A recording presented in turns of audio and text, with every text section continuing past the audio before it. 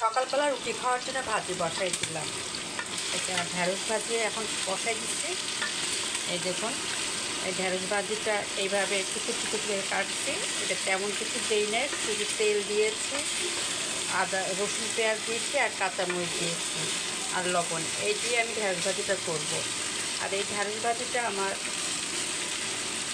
রুটি দিয়ে খেতে খুব মজা হবে। এটা রাতের সবজি হিসাবেও কাজ করবে, রুটি হিসেবেও কাজ করবে। আর ঢ্যাঁড়স ভাজি সাধারণত হলো রুটিতে খেতে খুব ভালো লাগে, যদি এটা ডিম পোস্ট থাকে। এই জন্য আমি কী করেছি, ঢ্যাঁড়স ভাজি একটু বেশি বসাই দিচ্ছি আমি রুটি দিয়ে এবং রাতের সবজি দিয়ে খাওয়ার জন্য।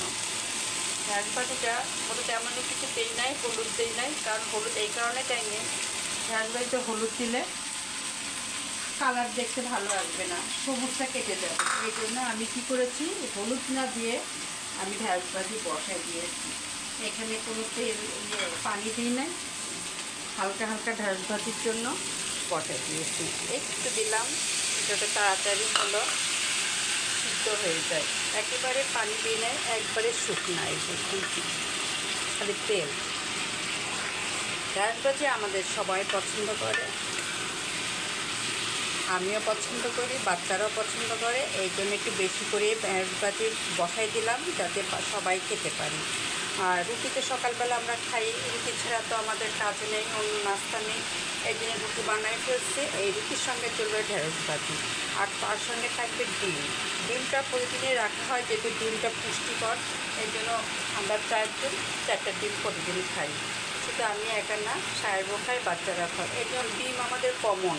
এই ডিমের সঙ্গে আমরা যে কোনো একটা সবজি রাখি প্রতিদিন। আজকে যেমন সবজি রেখেছি ঢ্যাঁড়স, কারণ ঢ্যাঁড়সটা বেশ 4-5 দিন ধরে করা হয় নাই, কারণ প্রতিদিন এক ভাজিতেই খেতে চায় না এবং এই জন্য ভাজিরও ভ্যারাইটিস লাগে। এক এক ভাজি এক এক দিন করা হয়। আজকে শুরু করলাম ঢ্যাঁড়স ভাজি।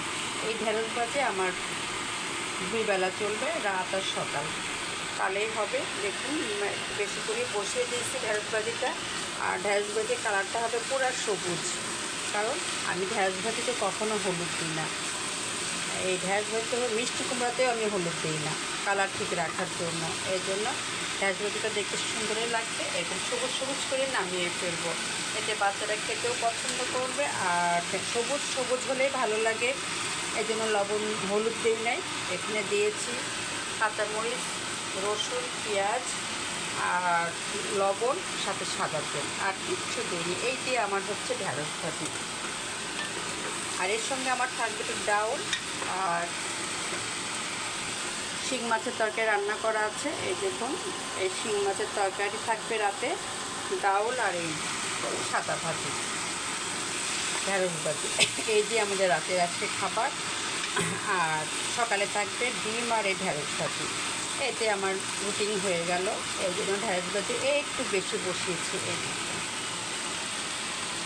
ঢ্যাঁড়স ভাজি কালার ঠিক রাখার জন্য হলুদ দিই নাই, আর তাছাড়া সবই দিয়েছি। এখন হালকা একটু সিদ্ধ হলে, একেবারে গুলগুলা করবো না, হালকা মোটামুটি একটু সিদ্ধ হলে আমি নামিয়ে ফেলবো আর একটু সবুজ সবুজে রাখবো।